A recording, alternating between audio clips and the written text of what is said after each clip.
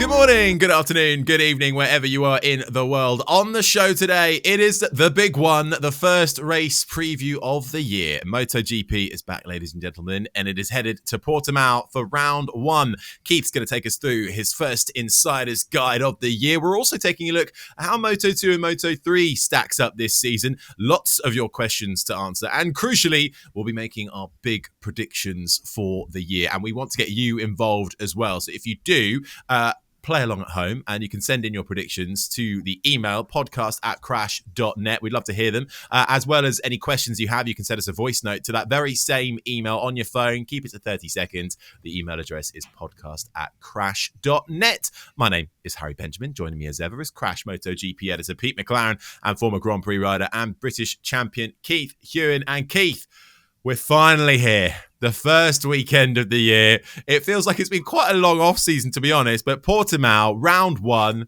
what can we look forward to?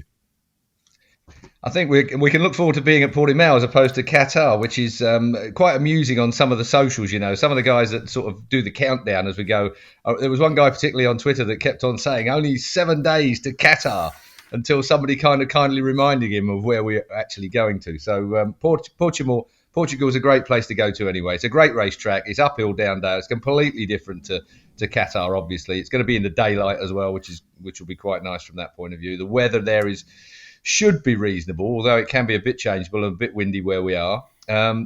Big question mark still for me is how they've sorted out the gravel traps. That's a big job that they've got to do. They've got great big boulders for gravel, like MOT Type 1 that you put under your road or something, as opposed to the nice little gravel that you need to slow bikes down in those traps. So that's a big job that should be done prior to this weekend.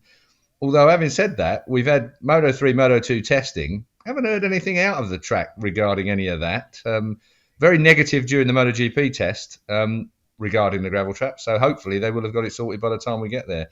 Track itself, I just think it's just one of those wonderful tracks. It's in the sort of vein of Phillip Island, but only a bit closer, if you like. It's a very, very technical, difficult racetrack that gives spectacular racing. And I think we're going to be in for a great weekend. I can't say much more than that, really. No, well, looking forward to it. Particularly the sprint race. The sprint race on a track like that, it's going to be absolute balls out. That final corner is going to be immense, isn't it? But what about outside of the track? Come on, what bars can we go to? Any little corners of Portimao that you can recommend?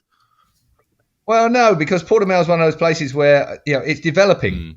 Every year it gets more and more and more. You got to remember that racetrack was almost bankrupt just a few years ago. They didn't run anything there, and then we had the pandemic, and of course Formula One went there, MotoGP went there, and all of a sudden this place is the place to be on the earth. So it's a developing area. And Portugal itself is a different kind of area to go to as well. It's not like it's like Spain, but not like Spain. Plenty of room to wander around. There wasn't that many people there, really, comparatively. So it'll be interesting to see how it develops this year, I think. Bar-wise, I think this is the year to report on the bars. Yeah. Well, come back to us next year for the bar recommendations. But you did mention sprint races, Pete. Finally, we talked about it long enough. We're going to get the first one. They're not doing a Formula One style where they're introducing a couple per year and seeing how they go. They've gone all guns blazing. They're going to be at every single race. It's going to be havoc for our predictions as well later on. But if people haven't been watching or listening over the winter, could you just give us a little reminder of how this is going to work? Because it's had to sort of take a bit of a rejig of the format for MotoGP in general. That's right, Harry. Yeah, this is the big change, isn't it, for this year, really, is these sprint races. And as you say, there'll be 21 of them, one at every round. So it instantly doubles the calendar to 42 races. So the sprint races will be Saturday afternoon. There's going to be overall over the whole weekend, there won't be any change in the amount of track time, because that would have there'd be knock-ons with, you'd have to increase the number of tyres, there'd be issues with the engine mileage, things like that. So what they've done is they've taken away a free practice, if you like. So free practice 4 no longer exists. They're now going to have what they call practice 1 and practice 2 on Friday. So not free practice 1 and practice 2, because those practices will decide the top 10 that go directly through to qualifying 2. And then Saturday morning, there'll be a short free practice session, free practice 3, the only one that isn't, if you like, counting for a qualifying session or something else. That's their only chance to work a race setup, but it's in the morning. It's a completely opposite time to any of the races. So you'll have a free practice 3 in the morning. then into qualifying in the morning, and then at the end of Saturday, you'll have the sprint race. Sunday, you'll still have the same sort of format, so you'll have the warm-up and then the main race. The sprint race, half distance, so and roughly half points, but they've avoided giving decimal places to the points, so they're keeping the maths a bit easier for us on that. Fuel-wise, although it's half distance, they're giving them about 1 litre more, if you like. So if they took the 22 litres, divided it in half, it'd be 11. They're going to have 12 for the sprint race. So the teams that are with a bit more powerful engine, a bit thirstier, they'll be able to run flat out a little bit longer. So that's really the only change there. So yeah, that's roughly the format. It's going to be more about tyres, isn't it? It's the fact is they're not going to have to manage tyres at all. I don't think that's going to be a big deal in Portugal, but at some racetracks, on a tyre eating type track, the sprint race is going to be one of those ones where you're going to be able to give it everything you've got. Like you say, fuel it a bit more as well, which will give you all the power.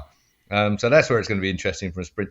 I still don't think we're anywhere near set up enough for this yet. I don't think there's been enough testing in the right kind of conditions to get that differential between sprint race and main race, that differential in the amount of track time they're going to be out on track. And there are going to be different strategies. So it's going to be a spanking weekend. Well, Mike sent a question in about sprint races, so now it seems like a good time to play it. So here's what Mike has to say. G'day, gentlemen. Mike here from Sydney, Australia. My question's around the 2 race strategy this year, Saturday and Sunday. How do you think riders will approach the race weekend, and what will their strategy be for Saturday, and what will their strategy be for Sunday? Will Saturday be win at all costs, or will self-preservation kick in to ensure they've got themselves right for Sunday? Keen to hear your thoughts. Bloody good question. I've got to say that's a really good question, because that I don't think anybody's got worked out yet. Yeah, Saturday is going to be great, especially at the beginning of the... First of all, you've got to really get a bit of a feeling for the start of a year. I mean, these guys have been pretty much off, been doing testing, been training like mad. This is like, when you let that horse out into a brand new field full of grass and it starts jumping about and kicking its legs in the air and all the rest of it. That's a bit like how it feels at the beginning of a season of racing. You're out on the racetrack for the first time. It's the real thing. Everyone's around you. Everyone's got their race face on and they're all waiting to go for it. Trying to control that, trying to roll that back for a long race and trying to work a strategy out for a long race is pretty difficult, particularly when you're a youngster. But for a half distance race, a sprint race on a Saturday, I got a feeling this is going to be like elbows and feet and God knows what's going on because they're not going to worry about the strategic side of things quite so much. It's not going to worry about. I'm talking MotoGP, of course, because the others are going to have to sit and wait until Sunday anyway. But the MotoGP guys on Saturday, it is just going to be flat out and seeing if they can scratch to the end. It's going to be a bit like going back to the old days when you were riding in nationals or something, where there was really no strategy. You just get on your bike and ride the hell out of it. And in amongst all of this are going to be the techs, the team that are going to be trying to decipher everything that's going on with the bike as we move forward through the year. So I think strategically things will develop through the year. I don't think any of these guys really, really have a defined strategy at this point. They've got obviously a parameter that they want to work within, but we're going to see. That's talking tech, by the way. I don't think the rider's going to have a parameter at all. It's going to be, go for it. Let's see where we go on the Saturday. Can't wait. Do I sound excited? Yes.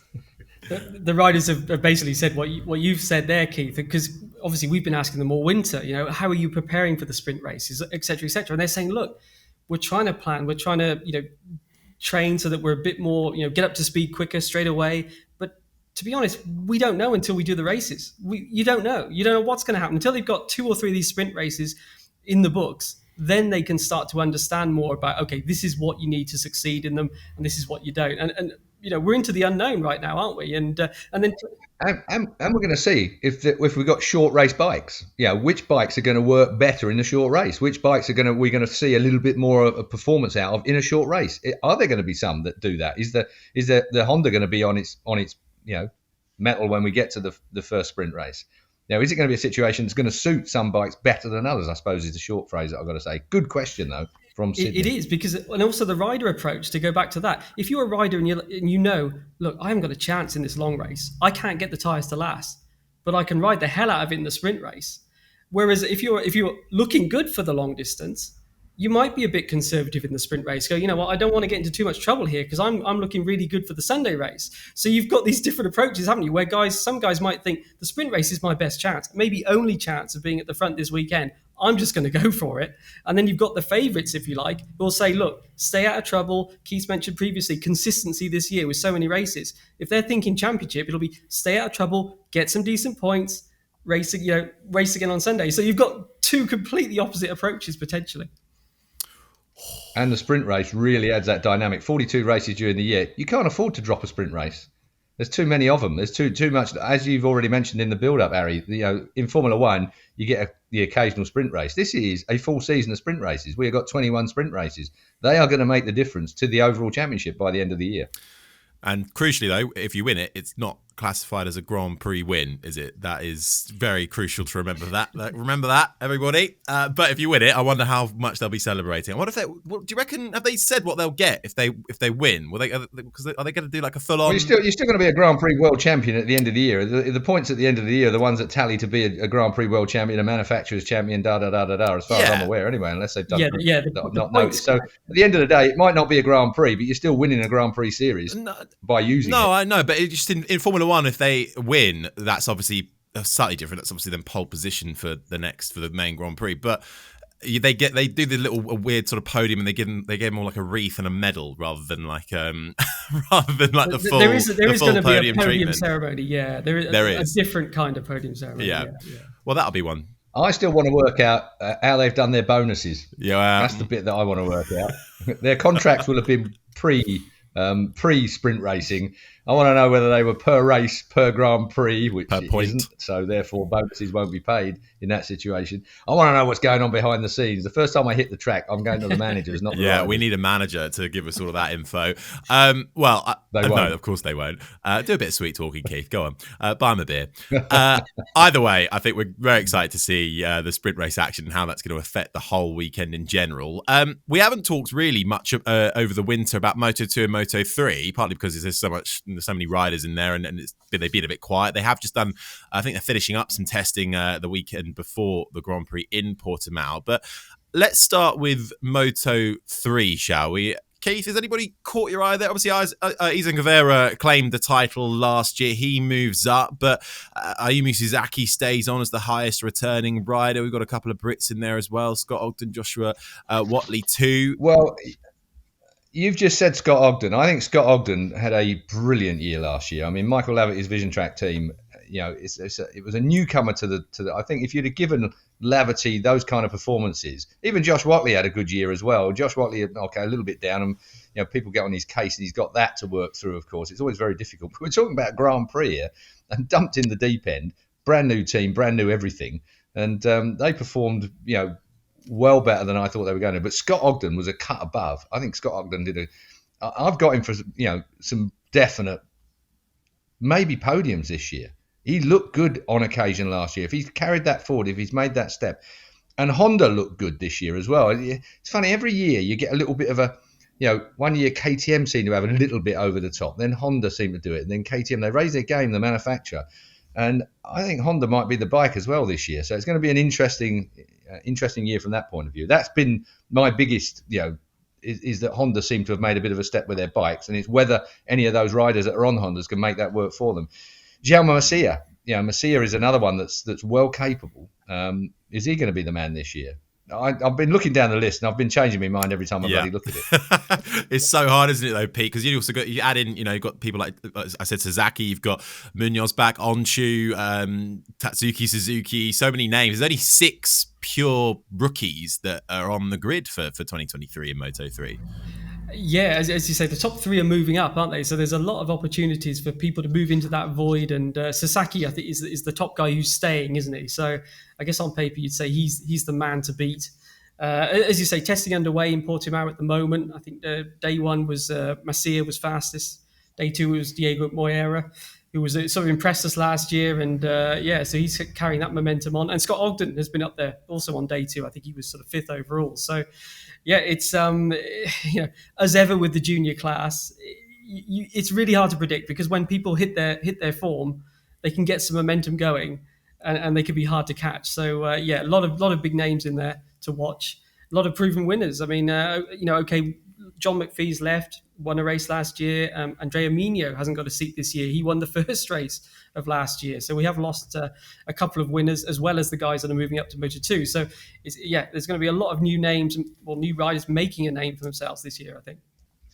Well, Moto3 certainly going to be an exciting watch for sure, as always. Moto2, let's move on to that, Mr. Hewen. Obviously, it was Augusto Fernandez who claimed the 2022 title. He moves up to MotoGP. Ayagura and Aaron Canet stay in Moto2, but we've also got the wonder kid, Pedro Acosta. We've got Darren Binder dropping down from MotoGP.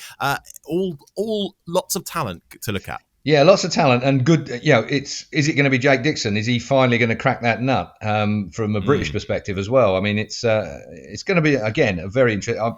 You mentioned Acosta. I think I had him for great things last year because I thought he'd step up and perhaps do it. But I mean, it's a tougher class than what you might think. Maybe this is going to be his year. Again, it's going to be a hard one to predict because you've got a load of guys that have come up from Moto3 that are actually really useful on a motorbike. But it's a bigger jump now from Moto3 to Moto2 than it used to be. It's a closer jump from Moto2 to MotoGP now. That was the whole plan with the Moto2 class going to the Triumphs, more electronics and all the rest of it, and a little bit more data acquisition and the like. But Rory Skinner in with the American racing team as well. Will Rory Skinner manage to step up? It's going to be an interesting year this year on several fronts. I don't expect him to be kicking too many backsides. Somkiat Chantra, the Thai guy, will he be able to make it work this year? I mean, he's well capable, but his consistency is absolutely rubbish. And if you're going to have that, with the amount of 21 races we've got for Moto2 and Moto3, you're going to need some kind of consistency. But if you're asking me to predict again, it's getting a bit like Moto3. Hold that thought. But I mean, Pete Keith says it all there. But how do you think somebody like Darren Binder is going to get on? Because obviously he made the big jump from Moto3 direct to MotoGP. Thumbs up from Mr. Hewen in the background. Now, obviously losing that seat, and I think it's fair to say through no major fault of his own in terms of on-track performances. He was better than everyone thought he was going to be. He was definitely better than everyone thought he was going to be. He was nowhere near the accident waiting for happen that everybody thought he was going to be. I thought he had a bloody good year, really. But anyway. Yeah, and you were one of his harshest critics at the start of the year, I think. So he proved Mr. Hewen wrong. But Pete, how do you think Binder's going to get on for a first time in Moto2? Interesting point. Yeah, I mean, there's not been too many riders, obviously, that have stepped down from MotoGP. Tony Elias, the very first Moto2 champion, he did do that. He came down from MotoGP to Moto2 that first year, won it. We've had Sam Lowe's, obviously. He was forced to come back. And he's been winning races again as well. So it does look like all the things they learn. We had Jake Dixon telling us, didn't we, about the electronics on a MotoGP bike, all this advanced stuff. Well, when you've been up against that or dealing with that, and then you step back to the more simple version of the Triumph, which is what a lot of riders like, let's say, more restricted electronics, no traction control, remember, on the Moto2 bikes, where you can just ride it a bit more and you can be more aggressive and use your style, let's say, rather than just having all the techs around you all the time to sort everything out. Riders like that quite often, and I think it'll do Darren a lot of good to come, to have gone to MotoGP, all that knowledge. As Keith says, he outperformed what people expected. He was just a bit unlucky, really, that the satellite Yamaha team, disappeared and they went over to Aprilia. So, I think he can be up there fighting away. He's been sort of edge of the top 10 in the test that's going on this weekend. Probably the main thing, or championship-wise, is that Ayagura has been absent this weekend. He's got a hand injury from motocross training, and I think it's not certain by any means that he'll be at the opening round this coming weekend. So, a bit of a setback for him as the reigning, let's say, runner-up, the top guy in the championship that's coming back with, as you say, Augusto Fernandez moving up. Opposite of Moto3, really. Moto2 got pretty much everybody staying put and some big names like Darren Binder coming in. And the guy at the top of the list, let's say on paper, is got a setback right at the start. So again, that just opens things up even more, though. But you said the names: Pedro Acosta, Aaron Canet. Those are the guys in testing that look very fast. And Sam Lowe's has been up there as well. He's been topping a few of the sessions, let's say, and been in the top 6. So he's looking like he could come back, let's say. But you touched on a subject, Pete, that is crucial throughout a long season: injury. Like these guys have got to avoid it. If you catch an injury, the wrong timing is everything when you have an injury. Marquez used to be brilliant at it. He'd get an injury sometime in the off season with enough time to get fixed by the time we get to round 1. If you cop it right between a set of races that are back to back, and you pick up an injury, that's your season pretty much done. So it's going to be, and that applies to all three classes, and probably more so with even MotoGP having double the races every weekend. So you cannot afford to pick up an injury. Having said that, you cannot afford to think, I better not ride flat out here because I might pick up an injury. You just got to keep going for it. So it's a real conundrum for some of these riders. You can do without it early on in the season. You need to establish your bike, yourself, and everything else. So you really don't want it at the start. So Agura, bit unlucky really with copping it if he doesn't make it to Portugal, because it's like going to school a week late and everybody else is settled into class. Everyone else has got themselves sorted out. There's a bit of a pecking order already emerging. So going to school a week late is not the best thing, that's for sure. And as you say, Keith, of course, Argentina following weekend. Pretty unusual. We have that at the start of the season, isn't it? Back-to-back races. But so if Agura's not fit for Portugal, to be honest, it'll be a stretch if he's in Argentina. Just the trip to Argentina is hard enough as it is. It's a long old slap from Portugal anyway. And then when you get there, you don't know what you're going to get when you get there. It is like the Wild West in Argentina. Argentina is like going back to the 1980s, the early 1980s. Dust-ridden, wild people, wild place to be. You can't find anything green to eat except maybe a bit of grass. It's all meat, more and more meat. I don't know what they do with vegans out there. I think they're all dead. I mean, it's just like it's an incredible place. There is no doubt about it. The Argentinian audience will be loving this. I love Argentina just for the fact that it is like the 1980s. But Harry and his sensibilities, he wouldn't get on there at all. Oh no, absolutely not. No, I'm sure I've never been. I would love to go. All right, well, we'll come on. In a week's time, you can try it. Maybe the big boss will send me out there. Well, that's Moto2 and Moto3, and we'll come on to Argentina more when we get there. Before we do our big predictions, and there are a lot of them, before we even started the show, I was asking guys, remember, we've got to do our 1, 2, 3 for the Grand Prix. And then Pete's like, we've got to do the sprint as well. And yeah, we do. So it's a lot of 1, 2, 3s to go through. But before all of that, some questions from you that you have sent in. And this first one is from Michael. And I think Pete brought this up briefly earlier on. Just a quick one on the rumours of Kalex potentially building a frame for Honda in the MotoGP bike. It doesn't seem the normal way Japanese manufacturers work in terms of getting external companies involved in this sort of stuff. Is this Honda potentially pressing the panic button in terms of where they are at in terms of their package, and potentially panicking that Marquez will leave, as without him previously, they have looked very average? Are you asking me that? Because if you're asking me, I've got a whole mouthful of stuff to go with this. We better get it out then. Come on, Keith. Well, I think it's progress. I think the least company of the Japanese that you would think would go for outside help would be Honda. I mean, it's unprecedented. The fact they stuck a swinging arm in, that they were trying last year. The fact that Honda are casting a wider net to try and get the best out of their bike. They've got a quick motor. They've got a bike that works, but it just isn't going where it's going. I really do believe that the Japanese are maturing a little bit in that situation. They're looking for the best product to get their bike out there.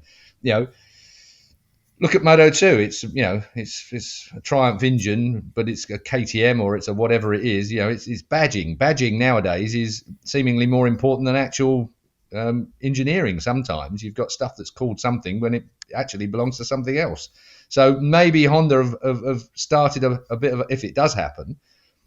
Certainly, I would be looking at, if I was Honda, I'd certainly be looking at getting some test chassis over there and stuff like that, and paying the money. It's pay them. Kalex must be rubbing their hands together. I would think those two boys, they're going to be well happy with that.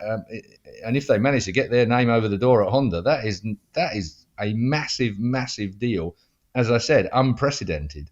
But I don't look at it as a negative for Honda. I mean, the Japanese are quite a lot still about face. Face is very, very important. And for them to take this step, I mean, this is not a small step. It seems okay to us, maybe. But if they do decide to go down this route, it is a massive thing. Unheard of and remarkable is two words that I'd use just to sum it up. But I think still progressive in their thinking in the modern age. I think it just shows the sense of urgency, doesn't it? They could probably get there in the end, but they'll get there quicker, maybe, by using Kalex. As you say, they went to the swing arm last year. Probably that was kind of the test. How will we work with this company? How will we get on with them? Will we see results? And then, they've gone, yeah, we liked what we saw there. Presumably, it performed well, the parts that they delivered, and now this is the next step. And I think it is. To answer the question, I think it is the fact they know that Marquez's contract is up for grabs in the not too distant future, and he needs results. And Yamaha, they've got Luca Marmarini coming in, haven't they, to do their engine. We're seeing the Japanese take a more European approach to it. I think Ducati, when they went to the aluminium frame, they also went with a third party. I can't remember whether it's Kalex, Suter. They got them to build a frame. But of course, these things are never sort of publicly announced. People sign non-disclosure announcements, agreements, so that they can't talk about it. We'll never see Kalex come out and say, yes, that's my chassis, because they won't be allowed to do that. But these things go on, I think, and maybe it's just that in this situation we know about it. But again, it's a quicker way to get things done. And the reason they need a quicker way to get things done, just to kind of wrap that up, Pete, you'd bang on dead right, is that there is no testing anymore. There is none of they don't have the amount of testing that they could do with the riders as they would have done in the past. So therefore, they need a quick fix. They need something they think is going to work instantaneously. As soon as they go out and do a test somewhere, spend a couple of days and say, yeah, back to back, that's quicker. It's as simple as that. And they don't have that massive test time that they used to have, that used to be able to go out and test everything they could build and weld together, that they'd fire out on the track with riders. So you're right. I think that is set the precedent to some extent at Honda, as well as everyone else, that they've got to get it done quicker. And Marquez is the key always, isn't he? And he's 30 years old now, and we still don't know whether he's going to go for that title. This year is going to be really interesting from that point of view. I mean, some of my mates, we were doing a bit of a ready reckon the other day. I sat around the pub trying to work out what Marquez was going to do. And then some of them have got him in for still being right there in the championship. I don't have, as it is. Yeah, as a rider, maybe, but the package has got to work right. Not sure it will. Do you think he'd retire if the results don't come? No, if he's riding really, really well, no, I don't think he'll retire. But will he injure himself again trying too hard on a motorbike that's not capable of being there? That's the question. I think he may have matured a bit after sort of wrapping his arm around his neck.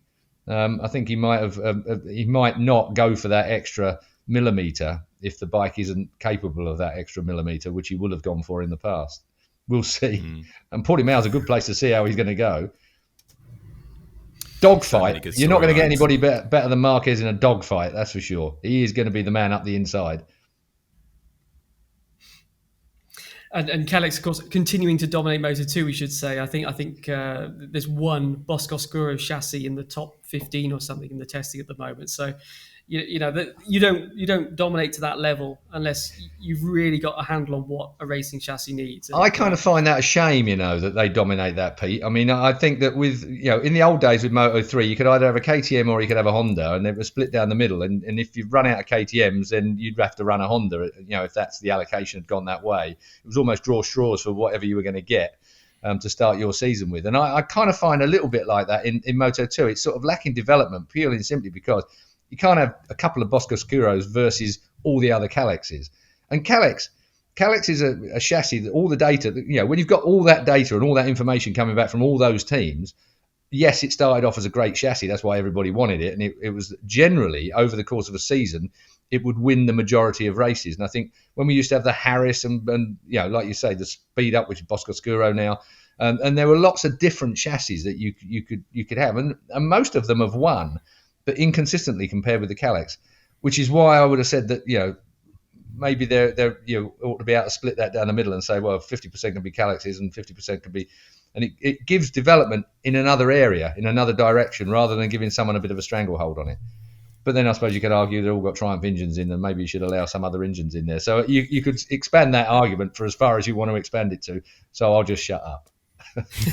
But I think that's the issue, Keith. The single engine, isn't it? If you're a manufacturer, we saw it with KTM. They came in, didn't they, to Moto2? They tried it. But at the end of the day, you've got a KTM chassis being powered by, at the time, a Honda engine. Well, that's not too great. So then and in fairness, people thought, look, KTM, they're coming in, massive manufacturer. They're going to dominate this class. But Kalex, they held their own, didn't they? And in the end now, we see KTM go, you know what? We don't need to be doing this. Why don't we just badge a Kalex with the Triumph engine, and that's what they do. So, which is what I spoke about earlier on. The fact that this badging business seems to be more important even than the engineering now. I mean, you only got to look across. You got gas in there now as well. You know, there's a lot going on from a badging and marketing side of things. We've moved into that digital era, haven't we? Everything, you know, it's like everything else nowadays. It's shallow. It's very shallow. All right then. Winston has asked a question. Guys, just a thought. Kawasaki have had a bad start in World Superbikes this season. Is there any chance they might join MotoGP one day, ever? No, zero. I think absolute zero. I think with the way the marketplace is going in the world nowadays, I think the answer to that has got to be zero. BMW, you know, that was talked about and it was mooted at one point, wasn't it? You know, why would you? You know, you'd almost want to be paid to be joining it at the moment. You'd want Dorna to be stumping up some of the development costs and so on and so forth. I mean, look at Suzuki backing out. We've talked about that so many times. I can't see at this point with the world in the state it's in, anybody, you know, even though Kawasaki, of all of the manufacturers, probably have the most money. Kawasaki Heavy Industries is a massive conglomerate, you know. So chipping a few million off the back of that would probably be easy. But does it make any sense to get your backside kicked in 2 championships? Not sure about that. I mean, the best I could say is that they've got more chance of Suzuki than Suzuki coming back, put it that way. I mean, it was a similar thing, wasn't it? As Keith said, Suzuki, you know, they ripped up the contract, if you like, and left. And that's what Kawasaki did previously. And that's why there's a bit of a black mark there in terms of them coming back. But on the other hand, they have supported World Superbike, haven't they? They pumped a lot of effort, a lot of money into that championship. They've been the stars of that championship for years. So that will work in their favour if they did in the future want to come back to MotoGP. But yeah, it's a difficult one, isn't it? I think it would be such a big step. Again, you've got to look at the next contract cycle as far as what will the engine rules be and things like that. If Kawasaki suddenly believed, yes, you know, this is where we need to be now, that could attract them in. But it would be something like that. Otherwise, as you say, Keith, BMW, you know, they turned it down. It seems they could have taken these grid places that Suzuki gave up. And, you know, nobody stepped in, have they? It's what we kind of feared. We knew it was being reserved for a factory, but no factory has taken that chance. Well, so, there was chat about it being a badge Suzuki, wasn't there, at one point? You know, taking the Suzuki team as a whole and badging it. You know, we were on about, you know, manufacturers' badges and the like, but most manufacturers aren't going to be interested in that at that premier level, I'm sure. You know, that would amaze me if ever that happened. You know, Kawasaki, the lead-in time, we've talked about this before, the lead-in time for engineering is so long to get this right, just to get the thing on the you know, into the paddock, let alone developed, is so long that they're going to want to know what the rules are going to want to be, you know, almost years in advance to get to the right position, to even position themselves properly for a full-on onslaught in 2 or 3 years' time of getting in there. Look at, I mean, Suzuki, I mean, they did all the work, Suzuki. My heart for that team breaks because they did all the work. They came from nowhere. They developed a motorbike that worked, that won.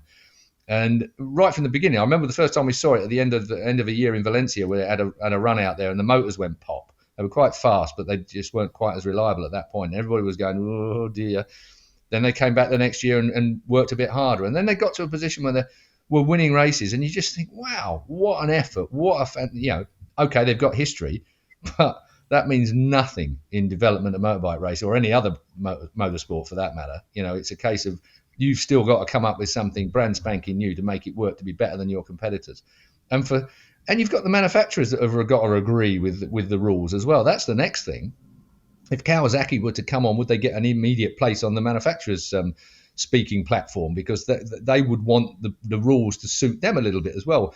You know, so you have Ducati, Yamaha, Honda, all of them on the manufacturer's forum, if you like, and they all sit there and they work out what the rules are going to be. And then Danny Aldridge and the rest of IRTA have got to enforce those rules for the coming year. But it's manufacturers that make them up. So another manufacturer coming in with their own ideas that are pushing in their direction as well.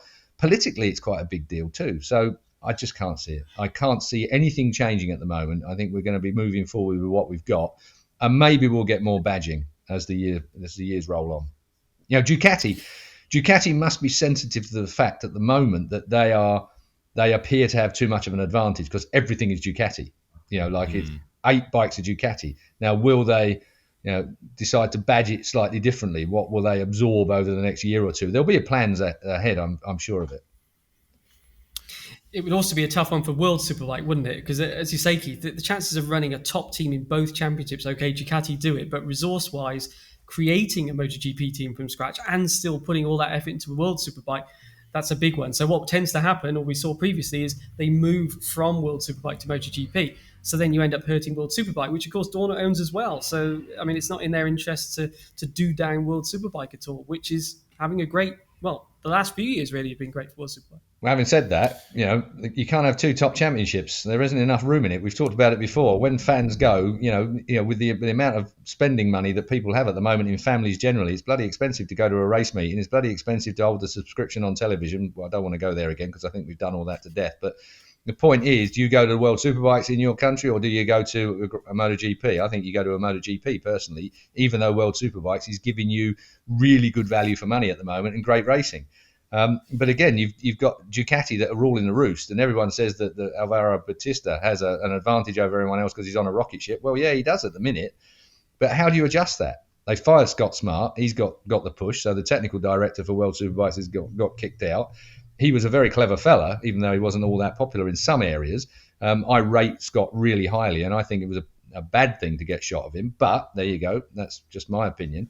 Now they've got, it's quite funny that I'm always told that Kawasaki didn't lose 500 revs. They just weren't given the extra 500 revs that they want. Either way, there's room for improvement for Kawasaki with just an adjustment through their ECU. Maybe they should be getting it back. They are at the moment. And Yamaha, Top Rack isn't performing in World Superbikes quite as well as I would have expected this year either. Now, I don't quite know what the reasoning behind that is, but there's been that big argument, haven't there? Was it Chiabatti that said that maybe, I can't remember who it was in Ducati who turned around and said, well, maybe the rest should look at their own situations because they're not performing as well as they did last year, whereas the Ducati is performing very well, but the Yamaha isn't turning the times that I haven't checked the sheet, so I don't know this for a fact. I'd have to have a look at the World Superbike sheets, and I'm sad enough as it is watching the MotoGP ones. But apparently, lap time wise, Top Rack's not really turning the times that he was turning last year in some respects. So that's an issue for the existing teams as well. So suddenly taking that knee-jerk action and bringing Ducati back to the Yamaha and the Kawasaki perhaps isn't the way to go, but maybe giving the Yamaha and the Kawasaki a bit more headroom in World Superbikes will help that out. But getting back to MotoGP, why would you allow World Superbike to challenge, especially if you owned both series as Dorna do? Why would you allow World Superbike to challenge MotoGP as the top class? You really wouldn't. So politics are always there. Funny enough, yeah. I went to the Torrens Trophy Award, which IRTA's top man, Mike Trimby, was awarded the 2023 Torrens Trophy, which was it's a very ancient trophy that the RAC, the Royal Automobile Club, issue every year. And it was based originally on safety. And of course, Mike Trimby is probably the only guy that's won it in recent years that is responsible for huge amounts of safety improvements that we've had around MotoGP. We've talked about Mike in the past. But Carlos Espeleta came across, 31-year-old son of Carmelo Espeleta of Dorna. I rate Carlos very, very highly. He's swift on his feet, he's quick, he's eloquent, and he's come up the hard way. When he was a boy, he had to work for IRTA, the International Race Teams Association, under Trimby and all the rest of it, and he basically was the boy that they used to make do all the jobs. So this is a kid who's come right the way through it. He understands the sport really well. And his influence within all of this structure as well is going to be very, very important as we move forward. And he is going to be the man. There's no doubt in my mind about that. He's smart, he's young, he's clever. He will move the sport in the right direction in collaboration with all the other interested parties. And I think that's a key as well, the fact that teams, manufacturers, promoters, contracted people are all collaborating now to make it better. And we've not seen that, in our sport up until fairly recent times. And that's why it's looking as good as it does. They've got a long way to go in certain areas. I think the social media, I think some of the perception needs changing very slightly. And we need that ride to survive thing to work really, really well as well. Whereas that sort of slightly Mickey Mouse version of it that we got doesn't promote us in the area that we should. As you can tell, I go off on a bit of a ramble. Yeah, no. So in short, Winston, Kawasaki probably not going to join MotoGP. I think. Yeah, thanks for the question, though. Right, one more question from Andrew from Wigan. Hello, Andrew. Quick question for you about how you think the stewards will manage to cope with the inevitable incidents that will arise in the sprint races. Petrucci's comments about sprint races and World Superbike being like a bar and brawl give a flavour of what's bound to come this year. Well, judging by the size of Freddie Spencer at the moment, he's putting on a bit of weight for a siege, I would suggest. And I reckon that might be the case. Right. Because it is going to be a tough year from that point of view. And I hope he is well prepped. He needs to be fit. He needs to be strong. And I wouldn't want to be in his place with how this season's going to go. I hope they let them race. My problem is if this causes a raft of protests and penalties and all that other bull. You know, like the great thing about this sprint race is going to be a dogfight. I think we're all fairly sure that they are going to be using a bike to the maximum, and that's the attractive bit for us all on a Saturday. You know, your tongue's going to be hanging out watching the screen because I'm sure it's just going to be elbow to elbow. You know, they're all very, very close in times anyway. We've seen what they're quite capable of on one-lap situations in practice, in testing. But that means nothing when you get to a race. A race is about adrenaline-fueled instinct. And that's what we're going to get in a sprint race. Can't wait for that. I mean, if you sort of look at the numbers, isn't it? There's going to be twice the number of races if you like. Okay, the sprint races are shorter, but they're probably going to be more frantic. So there's probably going to be twice the number of penalties, isn't there? I mean, it just goes with having more races. I mean, you see towards the end of the year where riders receive punishments because it's not the first time they've committed an offence. Well, those sort of things are going to crop up more and more simply because there's more racing going on. There's more people banging bars. As Keith says, there's no holding back in these sprint races. Inevitably, people are going to be making mistakes, even innocently. Making mistakes, taking people out, and there's going to be more punishments given. It's going to be a tough one. I mean, that's on the FAM steward side. On the race direction side, of course, they have changed things a little bit in that Mike Webb and his team are just going to concentrate on MotoGP, the MotoGP class. And I would think that's because of this revised weekend schedule and everything else. So the actual running of the races, let's say, Mike Webb and his team, they don't do the penalties, but the running of the races, yellow flags, all that kind of stuff, they will focus more, just on MotoGP for this year. So I think that makes sense given that, it's going to be frantic. I mean, the weekends from Friday morning onwards are going to be non-stop. I almost believe that they need to do a different strategy regarding this penalty business. Anything that interferes with the race, you don't want to get a situation where the three up on the podium aren't the three that at the end of the day finish in the top three positions. You don't want something that interferes with that. After the race, we get a penalty that comes on and you end up with, well, he didn't win it after all. The second place bloke did because so-and-so did this and that and the other. That's really bad news from a fan situation, from a spectator situation, from a sport in disrepute situation. But I think that what they do need to do is if there is a situation where they are considering a penalty, if it's not black and white on the day and Freddie can't make the decision that he's got to have a long lap penalty or he's got to do whatever he's got to do, if it's borderline, what they should have is current riders on a committee, current riders that make the decision after the event for a penalty the next time out. You're going to get a 2-lap bloody long lap penalty or whatever it might be. The problem you have is even Freddie, who I have huge admiration for, despite the fact I was taking the mickey out of him a minute ago. He is the first alien.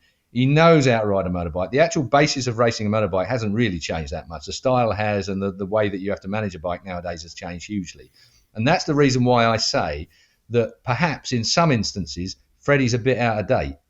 So therefore, in a borderline situation, I think that there should be 2, 3, 4 riders, current MotoGP riders, that are on a kind of a consultative basis, if you like, after the event in the evening, looking at it from a current rider's perspective on a current MotoGP bike. With, Freddie's never come across aero, Freddie's never come across ride height adjustments, Freddie's never come across a seamless gearbox. To be honest with you, if you start looking at some of the things that Freddie's not come across, even though he's a brilliant rider and has been a brilliant rider, maybe there's a situation where in borderline cases that some other things ought to be considered and can be considered after the race by current riders.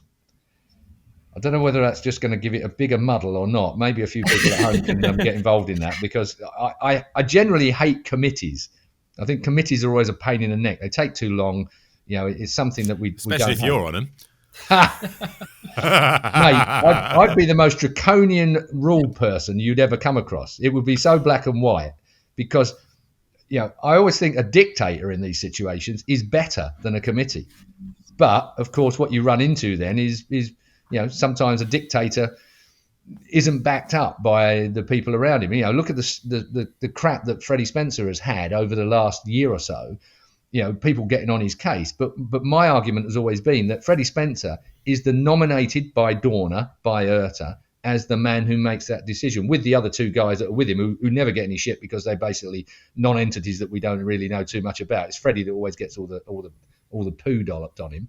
But the point being is that you shouldn't be criticising Freddie Spencer. He's just the point man, of the people that have put him in that place. So therefore, if you don't agree with that decision, don't agree with that committee as it is at the moment, that race directorship at the moment, then you should be on Dorna's case, not on Freddie Spencer's case. If you want to make a change, you make it at Dorna. You don't keep bashing Freddie around the year old for it. So my idea is maybe you should be looking at a slightly different, retrospective decision making. If it's a blurred decision and Freddie can't make it there and then maybe it's something that carries forward into the next race rather than ruin the one that we've just watched. I want to see racing. We all want to see racing. Some of these things that have happened that penalties have been issued for, you go, what? Is that racing or is that not racing? Difficult. It's an interesting idea, Keith. I mean, it's almost like it's trial by jury, isn't it? By your peers, if you like. I suppose the problem is the vested interests, but I don't see why there couldn't be. But I don't see why they couldn't, have some sort of input. So maybe it's not, okay, you are deciding, but certainly they could maybe have some sort of sway. Again, you'd have to have riders who maybe weren't riding for the same manufacturer and everything else. But interesting to have that viewpoint of the current riders. And you reminded me talking about we don't want to see disqualifications from the podium. Of course, we've got these new tyre pressure rules, haven't we? Which potentially could see disqualifications on the podium and after the race and things like that. So first 3 rounds, we don't need to worry about it. The first 3 rounds, of course, it's just the system's going to be in place and they should use it for data gathering. And then the rules will come into force, it sounds like, at round 4, all being well. If they think that there's still going to be problems and teams are too unclear with what pressures they need, maybe it'll get pushed back again. But the interesting thing that for this round, I think, is, okay, you're supposed to still respect the tyre pressure rules. But what if you're one of the satellite teams and you think, you know what, I'll let the factory guys worry about getting these pressures right for round 4. I'm just going to run a bit low and just see how quick I can go. I mean, there's always a chance that people could do that because there won't be penalties. It'll be the same rules as last year where, yes, you have to respect the rules, but as we saw, teams would run a little bit lower just in case they were stuck in a pack.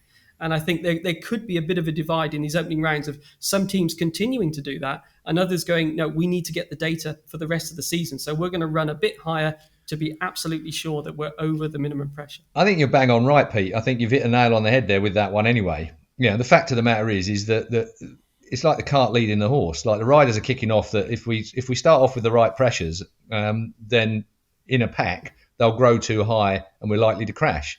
Well, you can't have a perfect world.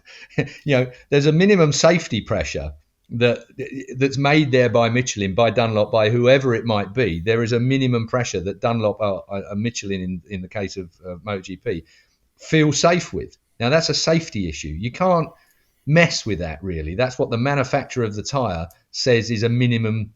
Now, if you start off a little bit lower than that, which is what most people will do because it will build, the pressure will build during the course of, or the temperature will build, therefore the pressure in the tyre will build through the race, particularly if you're in a 6-man battle. If you're out front, getting loads of air all over your front tyre, perfect. But you'll end up with a ballooning effect and less contact patch and less squidge out of the front tyre. Forget about the back for now. That's a critical situation, but it's one that riders have to manage. Now, we hear lots of squealing about the fact it might, if it does get too high, then we're going to crash. Yeah, okay. Well, maybe then with the data acquisition that's on board, they needed to have thought about that, and we need to have a tyre pressure monitor on the bloody dashboard, that gives you where we are in that. If they're able to pull data off for later telemetry reasons to have a look at it and see who cheated, allegedly, then maybe Maybe they all have a dashboard up there with a light system or something. You're going through amber lights and you're going to a red light. Oh, dear me, tyre pressure's going a bit high, and you have to manage your tyre a bit more. Something else has to be done. I don't want to get to the end of a race and then somebody gets knocked off the podium because they were bloody 0.1 of a bar over the top for 2 or 3 laps of the race or something. It will bring the sport into disrepute. We'll end up. Who wants to go to that Formula One situation where they've got 355 grid penalties because of whatever it was? I mean, it was just like, what? It made absolutely no sense to anybody in the entire world except Formula One for some reason or another. And it needs to be kept relatively simple. And I can't understand why we can't have a monitoring system on the dashboard. They've got it's a bit complex in the dashboard now. You have a wonder how they ever get a chance to have a bloody look at it. If you've never been on a Grand Prix motorbike that's waggling its head at 200 mile an hour and you've got a braking point coming up and someone's around you and the aero's messing you about, it's like a blur. They hang out a board at pit straight. Well, even in my day when I was going 50 mile an hour slower than these guys are, you had a job to see it. So the more information up on the dashboard is going to be tricky, and they've got to read some of the text that are coming across as well. There's other things that are going on the dash, but all the same, a simple light thing that goes from green, you're to orange to red, will give the rider an idea that he's getting a bit pumped up in the front end, so to speak. I think some teams can do that, Keith. I think some teams even now have had some sort of warning that their tyres are getting a bit high. What the riders say is that there's not much you can do. If you're in a group and your pressure's too high, what are you going to do? Slow down and yes. Drop back 10 seconds? That's exactly what you're going to have to do. You're going to have to manage it like you have to manage tyres in just about every other sport. The problem is you can't. It is what it is. How else are you going to change it? If you want a lower tyre pressure to start with, that's fine. But if it's too low, then you're in trouble with the rules. And if it builds because you've had the correct tyre pressure in the first place, and it's just where you are in the pack, then you are going to have to work around that. You can't have your cake and eat it. It's one of them situations where there is no way around this. Tyre pressure builds in a pack, so you have to manage that. Are the races long enough? Will it justify it? I think if I keep making this Formula One analogy, which I'm sorry to do, but they are much longer races and they have more of an opportunity to manage things, and they're not stuck together in a massive great pack. They're quite the opposite quite often. It's a different thing. So maybe I'm trying to bring too much Formula One into MotoGP, which I would equally hate. But it does need. And it's not that I hate Formula One. I don't at all. I really, really don't. But the point being is that we need to manage this in a simple way, because there is no way around it. It is what it is. There's a minimum tyre pressure that the manufacturers say is safe, and below that they consider it to be unsafe. But everybody's going to try and get to that lower pressure because initially that's going to give you exactly what you want early on, and it's going to if you're in a pack, it will build into the parameter that they've set for the correct tyre pressure. But if you're in a pack and you've set off with something that's already a little high or above the limit, you're going to find that building if you've slipped into a pack. So it's almost predicting where you're likely to be in a race, what tyre pressure you're going to put on it. And if you've predicted it wrong, then you're going to have to manage it through a light system or whatever it is that some of them have got. Well, let's see how that unfolds. Sorry to cut that short, but we are running out of time and we need to get our predictions in. No, I'm speaking so we don't do predictions. I know you are. As much as we all love tyre pressure chat, it is now time for predictions. So, well, thank you, Andrew, for that question, by the way. Predictions. Deep breath, everybody. Right, we've got about 5 minutes. Let's rock it through this. Okay, first up, I would like... And get involved. Send us your predictions. podcast@crash.net or we're at Crash MotoGP and all the social medias. First prediction. I want your 1, 2, 3 finishing order for the Portimao sprint race. And I'm going to go to Pete first. Who? Right. Well, I'm going to roll the dice on this one. So, right, I'm going to go only satellite riders. Oh, okay. I'm going to go Jorge Martin for the win in the sprint. I'm going to go Bezzecchi second and Marini third. So all Ducati, all satellite. Okay, there's a mix of 22, 23 bikes, but yeah, I think those guys might not be the fastest, but again, it's their opportunity. What have you been drinking?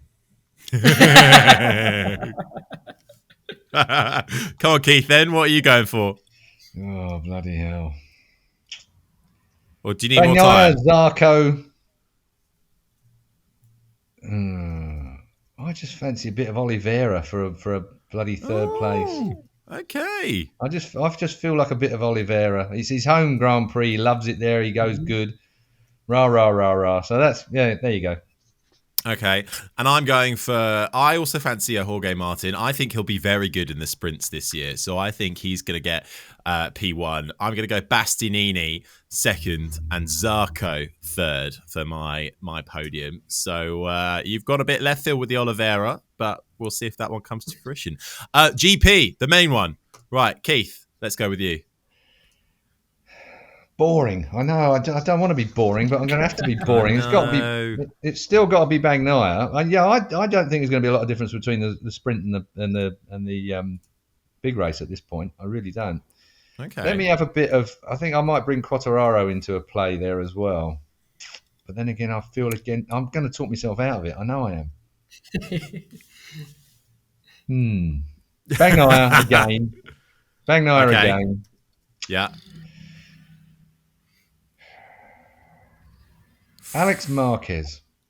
Oh, okay. Yes, now we're talking. Alex Marquez, I just feel like a top three is there for him. He's got on with that bike right from the get-go. I like once it. Once the adrenaline starts pumping. And Alex Marquez is a really slow builder. He was slow to win the Moto3 World Championship. He was slow to win the Moto2 World Championship. And he's had enough time now in this class. And he's on a bike that seems to be working for him. So I'm going to have a bit of Alex Marquez in there, I think. Okay. Who's on the final step? And Zarco. Alrighty. So Bagnaia, Alex Marquez, and Zarco for Keith. 1, 2, 3 in the Grand Prix. Pete, who you got? Bagnaia, Bastianini, Quartararo third. Oh, boring. You just want the points. I rolled the dice on the sprint. Yeah. I couldn't do both. You're allowed that. Hey, excuse me. Can I ask a question? Yes, you may, Keith. Do we get half points for the sprint race? Oh, maybe we should do it that way. I didn't even think. You could tell how far I thought this through. Not very. I like that. We'll do half points for the sprint and then 4 points for the Grand Prix. We'll be in line with MotoGP. All right, Pete, Bagnaia, Bastianini, Quartararo. I have done very similar. I've gone for Bagnaia, Bastianini, but I put Bezzecchi on the final rung of the podium. I just feel like he might shine through. Those are our sprint and our Grand Prix 1, 2, 3s for Portimao. And now we're going to do our season predictions. We're locking these in now. We cannot change them. Now, the first few we've got to do, they may seem a little bit pointless, but we're going to try them anyway. First up, who is going to be your rider champion, Pete? Oh, right, so just the champion. Just the champion, please. Bagnaia. Keith? Yeah, I'm sorry. He's 100% on it this year. Barring an injury, you'd be an idiot to bet against him. But having said that, it's motorbike racing, so we'll be completely wrong. Well, I'll be the idiot, and I'm going to go for Bastianini. Could be awful, but that's what I'm here for. Manufacturer title. Or constructor title, however you want to label it. I'm almost embarrassed you're asking us this, Harry. Well, I know, but it's motorbike racing. I just need it locked in, all right? You know what? Should I just put Ducati for all three? Yeah, that's a good idea. All right, there we go. Ducati. Oh, do I want to be an idiot on that one? No, I just can't see anybody else doing that. Okay, team. Here we go. Maybe something more spicy. Pete, let's come back to you on this. Ducati, I'm sorry. It's going to be the red bike. They might. Still, are you, what, Keith? Ducati as well? It's got to be the red bikes. Anything other than these are going to be just speculation. Someone's going to come to the end of the year and said, I said Aprilia. You blokes don't know nothing. I said Aprilia. You know what? I'm going to go Pramac. Do you know, that's a good, Harry, that's a good shout. I'll give you that. Yeah, it's a good shout. Thank you very much. You never know. Ducati if we had any balls, we'd have done could explode. Yeah, exactly. Honestly. Right. Okay. We've got the fairly straightforward ones out of the way.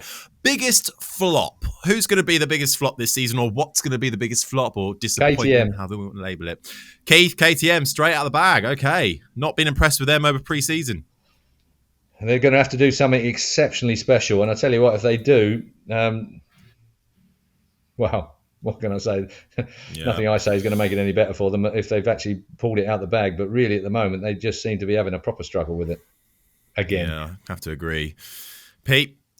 Yeah, KTM. I mean, at this moment in time where we're doing this after, 2 test sessions, I mean, Francesco Guidotti has said, hasn't he, this week, I mean, he's come out and been pretty playing with it. They're not happy. They're too far away, etc., etc. I mean, fair play to them. You can hide a bit in testing, can't you? But once you get to the race weekend, it becomes clear, and he's making clear that they're not where they need to be. So right now, I think that's the obvious. And Binder put his bloody life on the line just to get that time to pop him up the order a little bit as well, didn't he? I mean, he said that was a hell of a lap that I put in there. I had to really work hard to get that time in. So if Binder's saying that, then you can be fairly sure it was a tough lap. Okay. I feel a bit bad now. I went for Vinales. I just thought maybe he might be a bit of a disappointment. He pretty looks good. Morbidelli or Vinales are two of the guys that you would actually have a little bit of money on. I didn't want to pick on an individual. I know, and now I feel bad. Yeah, well, so you should. Bloody four-wheelers. Right. Okay. I'll tell you what. I'm going to go first in this. My biggest surprise of the season is going to be Morbidelli. I think. I was reading a lot about how Valentino Rossi is spending 60% or something of his time in training with Morbidelli to try and recapture that form. I'm hoping it might work and Morbidelli might surprise us all and get back to being as far forward as he can on that Yamaha. So my one is Morbidelli. Who's next? Alex Keith's Marquez. not looking like he agrees with that. Alex Marquez. Okay. That's a nice one. And Peter? I will go with Bezzecchi. It all depends on what you count as a surprise, doesn't it? I mean, if Miguel Oliveira wins a race on the is that a surprise though? He's already a race winner. It's a good bike, that kind of thing. So, yeah, I'll go with Bezzecchi. Okay. On that one. But yeah, I mean, there's a lot of potential surprises. Will we have a first-time race winner, and who is it going to be? You get one. So who's going to be the first one to win a race for the first time? Well, for me, again, that's going to be Marquez. I mean, I think... Okay. I mean, I think that he's going to be the surprise. And the reason he's going to be the surprise is because he's going to win a race this year. All right. Pete? I'll go Bezzecchi on that one again. Yeah. I've got Bezzecchi as well. All right. 2 Bezzeccis. Zarco, of course, has never won yet. Oh, of course. Oh, that's a good shout, Pete. You know what? It's too late. It's too late. It's too late now. I didn't even think of... Oh, that is annoying. Yeah, I had him down as my title hope. And it could be this weekend. It really could be. He does go well down here. Well, yeah, he does. Well, there you go, ladies and gentlemen. 3 dicks.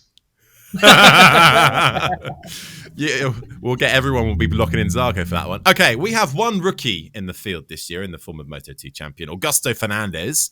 Where in the standings will he finish? Wow. And I think at the end of this, depending on how close we are, we can have plus or minus 2. So that's what I'm allowing. Right, okay. And I'm going to go first because you two look like you don't know what you're doing. I'm going to put him in 14th position in the standings. That's what I'm going for. 14th. 14th out of 22. Then. Out of 22. Obviously, there'll be a few wild cards, but 22 full-time, right? Okay. Yeah, out of the full-time riders, 14th, I'm putting him. Yeah, I'll go 18th. Oh, okay. And that's on the basis that Raul and Remy were 22nd and 23rd on that bike last year. Yeah. You just nicked the place that I wanted, so I'm going to have to go. I'm going to have to go 20th then. I'm going behind you. Oh, have I been a bit too optimistic there? All right, 14th, 18th, and 20th from us three. Now we spoke a lot about Moto3 and Moto2, but who will come out on top? Who is going to be your Moto3 rider champion? Masia. Okay. Sasaki for me. Yeah, that's a good shout. That's a very good shout. I was going to go Sasaki as well. Okay. Trouble that's is, 2 Sasakis and a Masia. It's the inconsistencies, isn't it? Between, that's the problem you've got in Moto3. Masia is inconsistent. Sasaki is inconsistent. It will be But none of they them, are bloody It'll be fast. somebody else. Yeah. Okay. Last prediction then. Moto2 rider champion. I'm going to go first. Pedro Costa. Canet. Okay. Aaron Canet. Nice. Yeah, it's between those two on paper now. I'm going to go Acosta just because Canet Okay. hasn't won a race still yet, has he? But I mean, he's capable of winning the championship, definitely. All He right was then. going Well, really good. Bo Bensnader was going quite good as well. I mean, I don't think he's on for the championship, but he's really picked up his pace over the winter as well. There's actually some really good names out there. You know, Jake Dixon, I'd like to have a bit of an each way on Jake, but Jake really looks like he's got to get... He's a racer. I don't think testing all the time is something that you get bored with testing, messing around. There's actually quite a lot of names out there that could... I mean, Sam Lowes, if he could ever put a whole year together without getting himself injured, then he could be something one special. to watch. Yeah, I mean, it's probably harder to predict Moto2 now than it's ever been. Well, we've just done it, so we're stuck with it now. All of those predictions are locked in. I've written them down in bold, underlined. Send us yours as well. Crash MotoGP on socials, podcast@crash.net is the email. We'd love to hear them, and we can keep track of them throughout the year as well and see how they're going. That is it. The big preview show for round one is done. We're very excited. Lots of racing action. Moto3, Moto2, Sprint, and of course the main event, the Grand Prix. There's going to be a lot to talk about. We'll be here the Wednesday after the Grand Prix to chat all things Portimao and look forward to all things Argentina. It's 2 races within 2 weeks, isn't it? And then we get a break. So it's going to be all action-packed. Make sure you're tuned in across crash.net for all the very latest news and analysis across the week. And as I said, we'll be back with you the Wednesday after the Grand Prix. Questions? Crash MotoGP on socials, podcast@crash.net. Write them, send them on a voice note. If it's a voice note, keep it to 30 seconds. Please leave your name and where you're from. And please do leave us a review wherever you get your podcasts, especially if you're listening to us on Spotify or Apple Podcasts. It really helps. Right. That is it from me, Harry Benjamin, from Pete McLaren and Keith Hewen. We will see you after the first Grand Prix of the year. Who's your money on? We'll find out soon. Bye-bye.